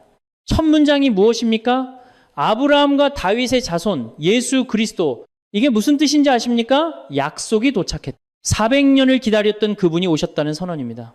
구약이 오신다였다면 신약은 오셨답니다. 이것이 신약 27권을 관통하는 첫 번째 핵심 메시지입니다. 예수 그리스도의 도착. 복음서 4권이 왜 있는지 이제 이해가 되십니까? 마태복음은 유대인에게 말합니다. 너희가 기다리던 왕이 오셨다. 마가복음은 로마인에게 말합니다. 섬기는 종이 오셨다. 누가복음은 헬라인에게 말합니다. 완전한 인간이 오셨다. 요한복음은 온 세상에 말합니다. 하나님이 오셨다. 4개의 복음서가 따로 노는 게 아닙니다. 4개의 카메라가 한 분을 다른 각도에서 찍은 것입니다. 왕으로, 종으로, 인자로, 하나님으로 그분이 도착하셨습니다. 경기도 안양에서 35년간 신앙생활을 하신 박정희 집사님이 계셨습니다. 65세의 그분은 매년 성경 일독을 하셨지만 늘 같은 고민을 말씀하셨습니다. 목사님, 복음서 4개가 너무 비슷해서 헷갈려요. 마태복음 읽다가 마가복음인지 헷갈리고 누가복음 읽다가 어디까지 읽었는지 까먹어요. 저는 그분께 이렇게 말씀드렸습니다. 집사님, 복음서 4개를 따로 읽지 마시고 한 분을 내각도에서 보신다고 생각해 보세요. 마태복음 읽으실 때는 왕이신 예수님을 보시고 마가복음 읽으실 때는 종이신 예수님을 보세요. 3개월 후 그분이 저를 찾아오셔서 눈물을 글썽이며 말씀하셨습니다. 목사님, 이제 복음서가 안 헷갈려요. 4권이 한 분을 보여주는 거였네요. 같은 예수님인데 왕으로도 보이고 종으로도 보이고 이제 입체적으로 보여요. 여러분도 그렇게 보시게 될 것입니다. 신약의 문이 열리는 첫 번째 열쇠. 예수 그리스도가 도착하셨다는 것. 이것을 붙잡으시면 복음서 4권이 하나로 연결됩니다. 함께 기도하시겠습니까? 하나님 아버지 감사합니다. 400년의 침묵을 깨고 예수님을 보내주셨음을 감사합니다. 오늘 이 시간 복음서를 읽을 때마다 도착하신 그리스도를 선명히 보게 하소서. 네 복음서가 한 분을 증거하고 있음을 깨닫게 하시고 그분 안에서 제 삶의 의미를 발견하게 하소서. 예수님의 이름으로 기도합니다. 아멘. 이제 두 번째 핵심 메시지로 넘어가겠습니다. 예수님이 도착하셨다면 그 다음은 무엇일까요? 두 번째, 교회의 탄생. 사도행전 2장 오순절 날이었습니다. 예수님이 부활하시고 승천하신 지 열흘째 되는 날 제자들이 한 곳에 모여 기도하고 있었습니다. 갑자기 하늘에서 급하고 강한 바람 같은 소리가 나더니 불의 혀같이 갈라지는 것이 그들 위에 머물렀습니다. 그리고 그들이 성령으로 충만하여 다른 언어로 말하기 시작했습니다. 이 사건이 왜 중요한지 아십니까? 이날 교회가 탄생했습니다. 복음서는 예수님의 이야기입니다. 그런데 사도행전부터는 교회의 이야기가 시작됩니다. 많은 분들이 사도행전을 그냥 역사책처럼 읽으십니다. 베드로가 설교하고 바울이 전도 여행 가고 박해받고 감옥 가고, 그런데 이렇게 읽으시면 핵심을 놓치십니다. 사도행전의 진짜 주인공이 누구인지 아십니까? 베드로가 아닙니다. 바울도 아닙니다. 성령님입니다. 사도행전의 원래 제목을 아십니까? 사도들의 행전이 아닙니다. 초대교회에서는 이 책을 성령행전이라고 불렀습니다. 성령님이 주인공이시고 사도들은 그분의 도구였습니다. 복음서에서 예수님이 하셨던 일을 사도행전에서는 성령님이 교회를 통해 계속하십니다. 이것이 신약의 두 번째 핵심 메시지입니다. 예수님이 떠나시고 교회가 태어났습니다. 그런데 교회가 혼자 일하는 것이 아닙니다. 성령님이 교회 안에서 일하십니다. 사도행전 1장 8절에서 예수님이 이렇게 말씀하셨습니다. 오직 성령이 너희에게 임하시면 너희가 권능을 받고 예루살렘과 온 유대와 사마리아와 땅끝까지 이르러 내 증인이 되리라. 이 한 구절이 사도행전 전체의 목차입니다. 예루살렘에서 시작해서 유대와 사마리아로 퍼지고 땅끝까지 복음이 전파됩니다. 사도행전 1장부터 7장까지는 예루살렘, 8장부터 12장까지는 유대와 사마리아, 13장부터 28장까지는 땅끝을 향한 여정. 이 구조를 알고 읽으시면 사도행전이 완전히 다르게 보이실 것입니다. 인천에서 오랫동안 교회를 다니신 이명자 권사님이 계셨습니다. 72세에 그분은 사도행전을 읽을 때마다 힘들어하셨습니다. 목사님, 사도행전은 읽어도 머리에 안 남아요. 바울이 어디 갔다가 어디 가고 지명이 너무 많아서 정신이 없어요. 저는 그분께 사도행전의 구조를 설명해 드렸습니다. 권사님, 사도행전을 지도라고 생각하세요? 예루살렘이 중심이고 거기서부터 복음이 원을 그리며 점점 넓게 퍼져나가는 거예요. 동심원처럼요. 그분이 그 관점으로 다시 읽으시더니 한 달 후에 저를 찾아오셨습니다. 목사님, 이제 사도행전이 보여요. 복음이 퍼져나가는 지도가 머릿속에 그려져요. 바울이 왜 그렇게 여행을 다녔는지 이제 이해가 돼요. 여러분도 이렇게 보시게 될 것입니다. 복음서에서 예수님이 씨앗을 뿌리셨다면 사도행전에서 그 씨앗이 싹을 틔우기 시작합니다. 한 사람이 12명이 되고 12명이 120명이 되고 120명이 3,000명이 되고 3,000명이 온 세상으로 퍼져나갑니다. 그것이 교회입니다. 그리고 그 교회 안에서 일하시는 분이 성령님입니다. 함께 기도하시겠습니까? 하나님 아버지, 교회를 주심을 감사합니다. 예수님이 승천하신 후에도 우리를 혼자 두지 않으시고 성령님을 보내주셨음을 감사합니다. 오늘 저도 그 교회의 일원임을 고백합니다. 성령님이 제 안에서도 일하고 계심을 믿습니다. 저를 통해서도 복음이 퍼져나가게 하소서. 예수님의 이름으로 기도합니다. 아멘. 자, 이제 예수님이 도착하셨고 교회가 탄생했습니다. 그런데 이 교회가 어떻게 살아야 하는지 누가 가르쳐 줍니까? 세 번째 핵심 메시지로 넘어가겠습니다. 세 번째, 복음의 교리. 로마서 1장 16절. 내가 복음을 부끄러워하지 아니하노니 이 복음은 모든 믿는 자에게 구원을 주시는 하나님의 능력이 됨이라. 바울 서신 13권. 많은 분들이 이 13권 앞에서 막막해 하십니다. 로마서, 고린도전서, 고린도후서, 갈라디아서, 에베소서, 빌립보서, 골로새서, 데살로니가전서, 데살로니가후서, 디모데전서, 디모데후서, 디도서, 빌레몬서. 이름도 어렵고 내용도 어렵고 뭐가 뭔지 모르겠다고 하십니다. 그런데 이 13권을 하나로 묶는 키워드가 있습니다. 바로 복음의 교리입니다. 복음서는 예수님이 무엇을 하셨는지 보여줍니다. 사도행전은 교회가 어떻게 시작되는지 보여줍니다. 그렇다면 바울 서신은 무엇을 알려줍니까? 예수님이 하신 일이 나에게 어떤 의미인지, 교회가 어떻게 살아야 하는지, 구원이 무엇인지, 믿음이 무엇인지, 은혜가 무엇인지, 이것을 가르쳐주는 것이 바울 서신입니다. 복음서가 예수님의 행동을 기록했다면 바울 서신은 그 행동의 의미를 설명합니다. 예수님이 십자가에서 죽으셨다. 이건 복음서의 기록입니다. 그런데 왜 죽으셨습니까? 그 죽음이 나와 무슨 상관입니까? 이것을 설명하는 것이 바울 서신입니다. 로마서 5장 8절. 우리가 아직 죄인 되었을 때에 그리스도께서 우리를 위하여 죽으심으로 하나님께서 우리에 대한 자기의 사랑을 확증하셨느니라. 이것이 복음의 교리입니다. 바울 서신 13권은 크게 세 그룹으로 나뉩니다. 첫째, 교회에 보낸 편지 9권, 로마서, 고린도전서, 고린도후서, 갈라디아서, 에베소서, 빌립보서, 골로새서, 데살로니가전서, 데살로니가후서. 이 편지들은 여러 교회가 가진 문제들을 다루면서 복음의 핵심 교리를 가르칩니다. 둘째, 목회자에게 보낸 편지 3권, 디모데전서, 디모데후서, 디도서. 이 편지들은 교회 지도자가 어떻게 사역해야 하는지 가르칩니다. 셋째, 개인에게 보낸 편지 1권, 빌레몬서, 도망친 종 오네시모를 위한 아름다운 중보의 편지입니다. 이 구조를 알고 읽으시면 바울 서신이 훨씬 선명해지실 것입니다. 광주에서 30년 넘게 신앙생활을 하신 최순희 권사님이 계셨습니다. 68세의 그분은 로마서 앞에서 늘 좌절하셨습니다. 목사님, 로마서는 도대체 무슨 말인지 모르겠어요. 칭의가 뭐예요? 화목제물이 뭐예요? 단어가 너무 어려워요. 저는 그분께 이렇게 말씀드렸습니다. 권사님, 로마서를 어려운 신학책이라고 생각하지 마시고 바울이 권사님께 직접 쓴 편지라고 생각해 보세요. 바울이 이렇게 묻는 거예요. 권사님, 예수님이 십자가에서 죽으셨잖아요. 그게 권사님한테 무슨 의미인지 아세요? 그분이 그 관점으로 다시 읽으시더니 2달 후에 전화를 주셨습니다. 목사님, 로마서가 드디어 익혀요. 바울이 저한테 편지 쓴 것 같아요. 너를 위해 죽으셨다. 너는 이제 의롭다. 정죄함이 없다. 이 말씀이 제 것이 됐어요. 여러분도 이렇게 경험하시게 될 것입니다. 바울 서신은 어려운 신학책이 아닙니다. 예수님이 하신 일이 나에게 어떤 의미인지 친절하게 설명해주는 편지입니다. 복음의 교리, 이것이 3번째 열쇠입니다.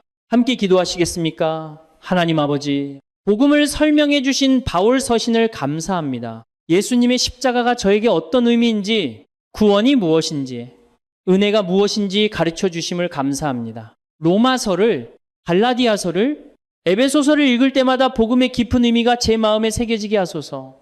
이 복음을 부끄러워하지 않는 사람이 되게 하소서. 예수님의 이름으로 기도합니다. 아멘. 자, 이제 예수님이 도착하셨고 교회가 탄생했고 복음의 교리가 가르쳐졌습니다. 그런데 교리만으로 충분합니까? 4번째 핵심 메시지로 넘어가겠습니다. 4번째, 믿음의 실천.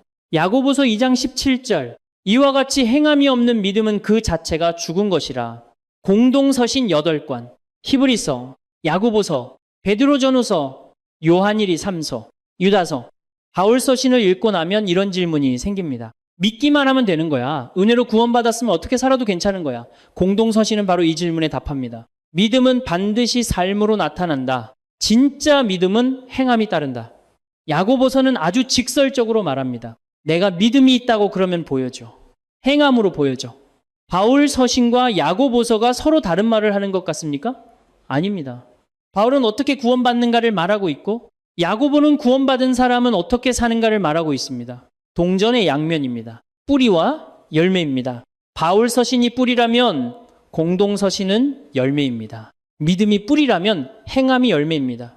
뿌리 없는 열매가 없듯이 열매 없는 뿌리도 죽은 것입니다. 히브리서는 무엇을 말합니까? 흔들리지 말라. 끝까지 믿음을 지켜라. 히브리서 11장은 믿음의 명예의 전당입니다. 아벨, 에녹, 노아, 아브라함, 사라, 이삭, 야곱, 요셉, 모세, 이 사람들의 공통점이 무엇입니까? 믿음으로 살았다는 것입니다. 믿음으로 순종했고, 믿음으로 견뎠고, 믿음으로 기다렸습니다. 베드로전후서는 무엇을 말합니까? 고난 중에도 소망을 품어라. 이 세상이 끝이 아니다. 요한 1, 2, 3서는 무엇을 말합니까? 서로 사랑하라. 하나님이 사랑이시니 사랑 안에 거하는 자가 하나님 안에 거하는 것이다. 유다서는 무엇을 말합니까? 거짓 교사를 조심하라. 믿음의 도리를 굳게 지켜라. 이 모든 메시지를 한마디로 요약하면 이것입니다. 믿음은 삶이 되어야 한다. 부산에서 25년간 교회를 다니신 정미영 집사님이 계셨습니다. 58세의 그분은 바울 서신과 야고보서 사이에서 혼란스러워 하셨습니다. 목사님, 바울은 믿음으로 구원받는다고 하고 야고보는 행함이 없는 믿음은 죽은 거라고 하잖아요. 이 두 개가 모순되는 것 같아요. 믿음이에요, 행함이에요. 저는 그분께 이렇게 말씀드렸습니다. 집사님, 사과나무 하나 생각해 보세요. 이 나무가 사과나무인 이유가 뭐예요? 사과가 열려서요? 아니요. 사과나무이기 때문에 사과나무예요. 사과가 안 열려도 사과나무예요. 그런데 건강한 사과나무는 반드시 사과가 열려요. 안 열리면 뭔가 문제가 있는 거예요. 그분의 눈이 커지셨습니다. 아, 믿음이 나무고 행함이 열매군요. 열매 때문에 나무가 되는 게 아니라 나무니까 열매가 열리는 거. 맞아요. 집사님, 바울은 어떻게 사과나무가 되느냐를 말하고 있고 야고보는 사과나무는 사과가 열린다를 말하고 있는 거예요. 모순이 아니라 완성이에요. 여러분도 이제 이해가 되십니까? 바울 서신과 공동 서신은 서로 싸우는 것이 아닙니다. 서로를 완성시켜주고 있는 것입니다. 믿음의 실천. 이것이 네 번째 열쇠입니다. 함께 기도하시겠습니까? 하나님 아버지, 믿음을 주셔서 감사합니다. 그런데 그 믿음이 제 삶에서 열매로 나타나기를 원합니다. 야고보서의 말씀처럼 행함이 있는 믿음을 살게 하소서. 히브리서의 믿음의 선진들처럼 흔들리지 않고 끝까지 달려가게 하소서. 요한 서신처럼 사랑 안에 거하게 하소서. 제 믿음이 삶이 되게 하소서. 예수님의 이름으로 기도합니다. 아멘. 자, 지금까지 네 가지를 살펴봤습니다. 예수님의 도착, 교회의 탄생, 복음의 교리, 믿음의 실천. 그런데 이 이야기가 어디로 향하고 있는지 아십니까? 다섯 번째, 핵심 메시지로 넘어가겠습니다. 다섯 번째, 그리스도 안의 연합, 에베소서 1, 장 10절. 하늘에 있는 것이나 땅에 있는 것이 다 그리스도 안에서 통일되게 하려 하심이라. 신약 27권을 읽다 보면 한 가지 표현이 계속 반복됩니다. 그리스도 안에서, 바울 서신에만 이 표현이 160번 이상 나옵니다. 그리스도 안에서 의롭다 하심을 받았고, 그리스도 안에서 새로운 피조물이 되었고, 그리스도 안에서 한 몸을 이루었고, 그리스도 안에서 모든 신령한 복을 받았습니다. 이것이 무슨 뜻인지 아십니까? 우리는 혼자가 아니라는 것입니다. 우리는 그리스도 안에서 하나로 연결되어 있습니다. 고린도전서 12장에서 바울이 이렇게 말합니다. 몸은 하나인데 많은 지체가 있고 몸의 지체가 많으나 한 몸과 같이 그리스도도 그러하니라. 교회는 그리스도의 몸입니다. 우리는 그 몸의 지체입니다. 손이 따로 놀고 발이 따로 놀면 몸이 아닙니다. 손과 발이 하나의 몸으로 연결되어 있듯이 우리도 그리스도 안에서 하나입니다. 유대인과 헬라인이 하나입니다. 남자와 여자가 하나입니다. 종과 자유인이 하나입니다. 이것이 복음의 혁명입니다. 당시 세상에서는 상상도 할 수 없는 일이었습니다. 유대인은 이방인을 개취급했습니다. 남자는 여자를 소유물 취급했습니다. 종은 사람 취급도 못 받았습니다. 그런데 바울이 선언합니다. 그리스도 안에서 다 하나다. 에베소서 2장 14절. 그는 우리의 화평이신지라 둘로 하나를 만드사 원수된 것. 곧 중간에 막힌 담을 자기 육체로 허시고 유대인과 이방인 사이에 막힌 담이 있었습니다. 예수님이 그 담을 허셨습니다. 이제 그리스도 안에서 우리는 하나입니다. 서울에서 오랫동안 직장 생활을 하신 김동현 장로님이 계셨습니다. 62세 그분은 은퇴 후에 성경 공부에 빠지셨습니다. 그런데 한 가지 의문이 있으셨습니다. 목사님, 바울이 왜 그렇게 하나를 강조하는지 모르겠어요. 유대인이나 헬라인이나 다 하나라고 하는데 그게 뭐 그렇게 대단한 건가요? 저는 그분께 당시 상황을 설명해 드렸습니다. 장로님, 지금은 상상이 안 가시겠지만 당시에 유대인과 이방인이 한 상에 앉는다는 건 있을 수 없는 일이었어요. 남자와 여자가 동등하게 예배드린다는 것도 혁명이었어요. 바울이 다 하나다라고 선언한 것은 오늘날로 치면 상상할 수 없는 파격이었습니다. 장로님이 고개를 끄덕이셨습니다. 그러니까 교회가 특별한 거군요. 세상에서는 나누고 구분하는데 교회에서는 그리스도 안에서 하나가 되는 거 맞습니다. 장로님, 그게 바로 복음의 능력이에요. 사람의 힘으로는 절대 하나가 될 수 없는 사람들이 그리스도 안에서 한 가족이 되는 것. 이것이 기적입니다. 여러분도 이 연합 안에 있습니다. 그리스도 안에서 우리는 하나입니다. 한 몸입니다. 한 가족입니다. 그리스도 안의 연합. 이것이 다섯 번째 열쇠입니다. 함께 기도하시겠습니까? 하나님 아버지, 그리스도 안에서 우리를 하나 되게 하셨음을 감사합니다. 저 혼자가 아니라 한 몸의 지체임을 감사합니다. 막힌 담을 허시고 우리를 한 가족으로 만드신 예수님을 찬양합니다. 오늘도 그리스도 안에서 형제자매와 하나됨을 기억하게 하시고 그 연합 안에서 사랑을 실천하게 하소서. 예수님의 이름으로 기도합니다. 아멘. 자, 이제 여섯 번째 핵심 메시지로 넘어가겠습니다. 그리스도 안에서 하나 된 우리는 무엇을 기다리고 있습니까? 여섯 번째, 재림의 소망. 데살로니가전서 4장 16절에서 17절. 주께서 호령과 천사장의 소리와 하나님의 나팔 소리로 친히 하늘로부터 강림하시리니. 그리스도 안에서 죽은 자들이 먼저 일어나고 그 후에 우리 살아남은 자들도 그들과 함께 구름 속으로 끌어올려 공중에서 주를 영접하게 하시리니 그리하여 우리가 항상 주와 함께 있으리라. 신약 성경은 시작부터 끝까지 한 분을 기다립니다. 복음서에서 예수님이 오셨습니다. 사도행전에서 예수님이 승천하셨습니다. 서신서에서는 계속해서 말합니다. 그분이 다시 오신다. 이것이 신약의 여섯 번째 핵심 메시지입니다. 재림의 소망. 우리는 기다리는 사람들입니다. 바울 서신 곳곳에서 재림이 언급됩니다. 고린도전서 15장은 부활과 재림을 자세히 설명합니다. 빌립보서 3장의 10절은 이렇게 말합니다. 그러나 우리의 시민권은 하늘에 있는지라. 거기로부터 구원하는 자, 곧 주 예수 그리스도를 기다리노니 우리의 시민권은 하늘에 있습니다. 우리는 이 땅에 잠시 머무는 나그네입니다. 진짜 고향은 하늘입니다. 그리고 우리는 그곳에서 오실 분을 기다립니다. 디도서 2장 13절, 복스러운 소망과 우리의 크신 하나님, 구주 예수 그리스도의 영광이 나타나심을 기다리게 하셨으니 이것이 복스러운 소망입니다. 예수님이 다시 오신다는 것, 그때 모든 것이 완성된다는 것. 왜 공동서신에서 끝까지 견디라고 말합니까? 왜 히브리서에서 믿음을 버리지 말라고 말합니까? 왜 베드로후서에서 주인아를 기다리라고 말합니까? 재림이 있기 때문입니다. 끝이 있기 때문입니다. 그 끝이 심판이 아니라 소망이기 때문입니다. 대구에서 평생 신앙생활을 하신 박영희 권사님이 계셨습니다. 75세의 그분은 건강이 안 좋아지시면서 많이 낙심하셨습니다. 목사님, 이제 저도 얼마 안 남은 것 같아요. 무서워요. 저는 그분의 손을 잡고 말씀드렸습니다. 권사님, 데살로니가전서 4장 말씀 기억하세요? 주님이 다시 오시면 우리가 구름 속으로 끌어올려져서 주님을 만나게 된다고 했어요. 그리고 항상 주와 함께 있게 된다고 했어요. 권사님의 눈에 눈물이 고였습니다. 항상 주와 함께. 네, 권사님, 죽음이 끝이 아니에요. 오히려 시작이에요. 주님을 만나는 시작, 항상 주와 함께하는 영혼의 시작. 그래서 우리의 소망은 복스러운 거예요. 그분이 눈물을 닦으시며 말씀하셨습니다. 목사님, 이제 안 무서워요. 주님이 기다리고 계시네요. 여러분도 이 소망을 붙잡으십시오. 우리가 기다리는 분이 계십니다. 그분이 다시 오십니다. 그때 우리는 영원히 주와 함께 있게 됩니다. 재림의 소망, 이것이 6번째 열쇠입니다. 함께 기도하시겠습니까? 하나님 아버지, 예수님이 다시 오신다는 약속을 감사합니다. 이 땅에서의 삶이 전부가 아님을 감사합니다.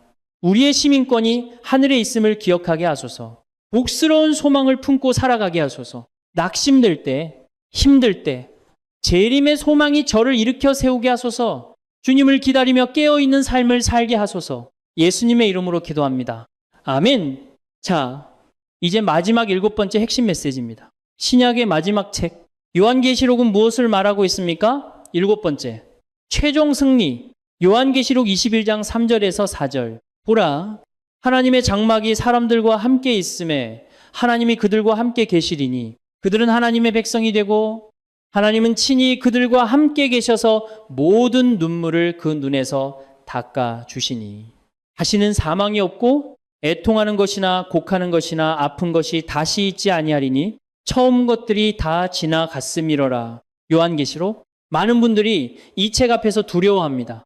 용, 짐승, 666, 심판, 재앙, 무서운 이미지들이 가득하기 때문입니다. 그런데 요한계시록의 핵심은 무서움이 아닙니다. 승리입니다.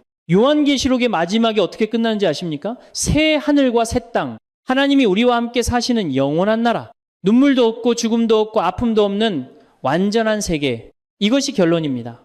요한계시록은 공포영화가 아닙니다. 승리의 선언입니다. 중간에 무서운 장면들이 많이 나옵니다. 용이 나오고 짐승이 나오고 거짓 선지자가 나옵니다. 환난과 박해와 순교가 나옵니다. 그런데 결론이 무엇입니까? 요한계시록 17장 14절, 그들이 어린 양과 더불어 싸우려니와 어린 양은 만주해 주시오. 만왕의 왕이심으로 그들을 이기시리라. 어린 양이 이깁니다. 예수님이 이기십니다. 악이 강해 보여도 결국 선이 이깁니다. 어둠이 짙어도 결국 빛이 이깁니다. 용과 짐승이 무섭게 날뛰어도 결국 어린 양이 승리합니다. 이것이 요한계시록의 메시지입니다. 최종 승리, 그리고 그 승리는 이미 확정되어 있습니다.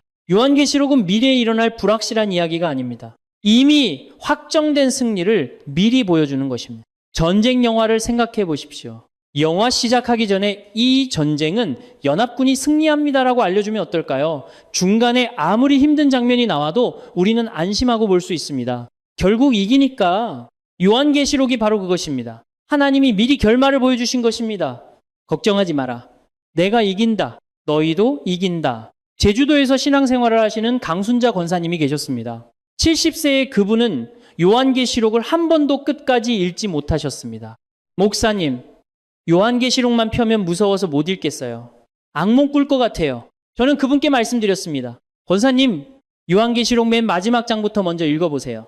21장, 22장, 거기에 결론이 있어요. 그분이 제 말대로 하셨습니다. 일주일 후에 전화가 왔습니다. 목사님, 요한계시록이 이런 책이었어요. 마지막이 이렇게 아름다운 줄 몰랐어요. 눈물이 없고 죽음이 없고 아픔이 없는 세상. 이게 우리가 갈 곳이에요. 네, 권사님, 그게 결론이에요. 중간에 무서운 장면들은 그 결론으로 가는 과정이에요. 결론을 알고 읽으시면 중간 과정이 안 무서우실 거예요. 그분이 용기를 내셔서 요한계시록을 처음부터 끝까지 읽으셨습니다. 한 달 후에 이렇게 말씀하셨습니다. 목사님, 이제 요한계시록이 제일 좋아요. 읽을 때마다 우리가 이긴다는 확신이 들어요. 힘들 때마다 21장을 펴요. 다시는 사망이 없고 애통하는 것이나 곡하는 것이나 아픈 것이 다시 있지 아니하리니, 이 말씀이 제 소망이 됐어요. 여러분도 이 승리를 붙잡으십시오. 신약 27권의 마지막은 패배가 아닙니다. 승리입니다. 어린 양의 승리, 그리고 어린 양을 따르는 자들의 승리, 우리의 승리입니다. 최종 승리, 이것이 7번째 열쇠입니다. 함께 기도하시겠습니까? 하나님 아버지, 승리를 약속해 주셔서 감사합니다. 요한계시록이 두려움의 책이 아니라 승리의 책임을 깨닫게 해주셔서 감사합니다. 세상이 아무리 어둡고 악이 아무리 강해 보여도 결국 어린 양이 이기신다는 것을 믿습니다. 저도 그 승리에 참여하는 자가 되게 하소서. 새 하늘과 새 땅에서 주님과 함께하는 그날을 기다리며 살아가게 하소서. 예수님의 이름으로 기도합니다. 아멘. 통합기도문. 사랑하는 여러분, 지금까지 나눈 신약 27권을 관통하는 7가지 핵심 메시지를 하나의 기도로 드리겠습니다. 함께 기도하시겠습니까? 전능하신 하나님 아버지, 오늘 이 시간 신약의 17권을 여는 놀라운 7가지 열쇠를 주셔서 감사드립니다. 400년의 침묵을 깨고 예수 그리스도를 보내주셔서 감사합니다. 오순절에 성령님을 부어주시고 교회를 탄생시켜 주셔서 감사합니다. 바울을 통해 복음의 깊은 교리를 가르쳐 주셔서 감사합니다. 야고보와 베드로와 요한을 통해 믿음의 실천을 일깨워 주셔서 감사합니다. 그리스도 안에서 우리를 한 몸으로 연합시켜 주셔서 감사합니다. 다시 오신다는 복스러운 소망을 주셔서 감사합니다. 요한계시록을 통해 최종 승리를 확신하게 해주셔서 감사합니다. 저는 고백합니다. 아브라함과 다윗의 자손 예수 그리스도가 오셨습니다. 이분이 저의 왕이시요, 저의 종이시요, 저의 구주이십니다. 성령이 저에게 임하셨고 저는 권능을 받아 땅끝까지 주의 증인이 되겠습니다. 복음은 모든 믿는 자에게 구원을 주시는 하나님의 능력입니다. 저는 이 복음을 부끄러워하지 않겠습니다. 행함이 없는 믿음은 죽은 것이기에 저의 믿음이 삶으로 나타나게 하소서. 사과나무가 사과를 맺듯이 저의 믿음이 열매를 맺게 하소서. 그리스도 안에서 저는 혼자가 아닙니다. 유대인도 헬라인도, 남자도 여자도, 종도 자유인도 다 하나입니다. 중간에 막힌 담을 허시고 우리를 한 몸으로 만드신 예수님을 찬양합니다. 우리의 시민권은 하늘에 있습니다. 거기로부터 구원하는 자, 곧 주 예수 그리스도를 기다립니다. 주께서 호령과 천사장의 소리와 하나님의 나팔 소리로 친히 하늘로부터 강림하실 그날을 고대합니다. 어린 양은 만주해 주시오. 만왕의 왕이심으로 반드시 이기십니다. 다시는 사망이 없고 애통하는 것이나 곡하는 것이나 아픈 것이 다시 있지 아니할 그 새 하늘과 새 땅을 바라봅니다. 하나님, 이제 제가 신약 성경을 펼칠 때마다 이 7가지가 보이게 하소서. 마태복음을 읽을 때 도착하신 왕을 보게 하시고, 사도행전을 읽을 때 일하시는 성령님을 만나게 하시고, 로마서를 읽을 때 복음의 능력을 체험하게 하시고, 야고보서를 읽을 때 믿음의 열매를 점검하게 하시고, 에베소서를 읽을 때 한 몸 된 기쁨을 누리게 하시고, 데살로니가서를 읽을 때 재림의 소망으로 일어서게 하시고, 요한계시록을 읽을 때 승리의 확신으로 담대해지게 하소서. 더 이상 27권이 따로 노는 책으로 보이지 않게 하시고, 더 이상 바울 서신이 어려운 신학책으로 느껴지지 않게 하시고, 더 이상 요한계시록이 두려운 책으로 익히지 않게 하소서. 27권이 한 분을 가리키고 있음을 늘 기억하게 하소서. 예수 그리스도, 모든 성경의 시작과 끝이신 그분, 오늘 이 말씀을 듣고 있는 모든 성도님들 위해 주님의 은혜가 임하기를 기도합니다. 복음서를 읽을 때마다 예수님을 만나게 하시고, 사도행전을 읽을 때마다 성령님의 인도하심을 경험하게 하시고, 서신서를 읽을 때마다 복음의 깊이를 깨닫게 하시고, 요한계시록을 읽을 때마다 승리의 소망을 품게 하소서. 우리의 성경 읽기를 새롭게 하시고 우리의 신앙을 깊게 하시며 우리의 삶을 변화시키소서. 살아계신 예수 그리스도의 이름으로 기도합니다. 아멘. 마무리. 사랑하는 여러분, 오늘 우리는 함께 자면서 듣기만 해도 성경 전체가 꿰뚫어집니다. 신약 27권을 관통하는 7가지 핵심 메시지라는 주제로 나누었습니다. 첫 번째, 예수 그리스도의 도착입니다. 복음서 4권은 한 분을 4각도에서 보여줍니다. 마태복음은 왕으로, 마가복음은 종으로, 누가복음은 인자로, 요한복음은 하나님으로 400년의 침묵을 깨고 약속된 메시아가 도착하셨습니다. 두 번째, 교회의 탄생입니다. 사도행전에서 성령님이 오시고 교회가 시작되었습니다. 예루살렘에서 유대와 사마리아로 그리고 땅끝까지 복음이 원을 그리며 퍼져나갔습니다. 사도행전의 진짜 주인공은 성령님이십니다. 세 번째, 복음의 교리입니다. 바울 서신 13권은 예수님이 하신 일의 의미를 설명합니다. 복음서가 예수님의 행동을 기록했다면 바울 서신은 그 행동의 의미를 알려줍니다. 내가 복음을 부끄러워하지 아니하노니 이 복음은 모든 믿는 자에게 구원을 주시는 하나님의 능력이 됨이라. 네 번째, 믿음의 실천입니다. 공동서신 8권은 믿음이 삶이 되어야 함을 가르칩니다. 행함이 없는 믿음은 그 자체가 죽은 것이라. 바울 서신이 뿌리라면 공동서신은 열매입니다. 진짜 믿음은 반드시 삶으로 나타납니다. 다섯 번째, 그리스도 안의 연합입니다. 우리는 혼자가 아닙니다. 그리스도 안에서 한 몸입니다.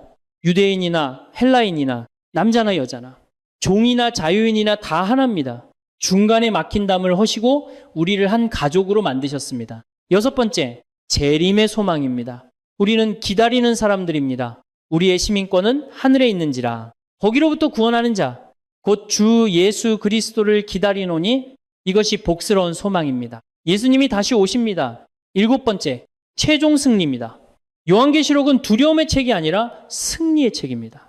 어린 양은 만주의 주시요 만왕의 왕이심으로 그들을 이기시리라. 다시는 사망이 없고 애통하는 것이나 곡하는 것이나 아픈 것이 다시 있지 아니하리니 이것이 우리가 가는 곳입니다. 사랑하는 여러분, 신약 27권은 27개의 따로 노는 책이 아닙니다. 처음부터 끝까지 한 이야기입니다. 한 분에 대한 이야기입니다. 예수 그리스도, 그분이 오셨고 교회를 세우셨고 복음을 주셨고 믿음의 삶을 가르치셨고 우리를 하나로 연합시키셨고 다시 오실 것을 약속하셨고 최종 승리를 보장해 주셨습니다. 이 7가지 열쇠를 붙잡으시면 여러분도 김영순 권사님처럼 고백하시게 될 것입니다. 이제야 남의 편지가 아니라 내 편지로 익혀요. 오늘 이 말씀이 마음에 닿으신 분 계십니까? 신약이 17권이 하나로 연결되는 느낌이 오신 분 계십니까? 그렇다면 아래 댓글에 신약의 비밀이라고 한 줄만 남겨주세요. 또는 오늘 7가지 중에서 가장 마음에 와닿은 것이 무엇인지 한 줄로 적어주세요. 도착이 와닿았습니다. 교회의 탄생이 새롭게 보였습니다. 복음의 교리가 이해됐습니다. 믿음의 실천이 찔렸습니다. 연합이 감동이었습니다. 재림의 소망이 위로가 됐습니다. 최종 승리가 담대하게 했습니다. 이렇게 한 줄로 적어주세요. 여러분의 고백이 다른 분들에게 큰 힘이 될 것입니다. 그리고 이 영상이 은혜가 되셨다면 더 많은 분들이 신약의 비밀을 알 수 있도록 공유도 부탁드립니다. 하나님의 은혜가 여러분과 여러분의 가정에 늘 함께하기를 축복합니다. 오늘 밤 편안히 주무시고 내일 아침 눈을 떴을 때 신약 성경이 새롭게 보이시기를 기도합니다. 마태복음 펴면 왕이 보이시고 사도행전 펴면 성령님이 느껴지시고 로마서 펴면 복음이 울리시고 야고보서 펴면 삶이 점검되시고 요한계시록 펴면 승리가 확신되시기를 축복합니다. 감사합니다. 예수님의 이름으로 축복합니다.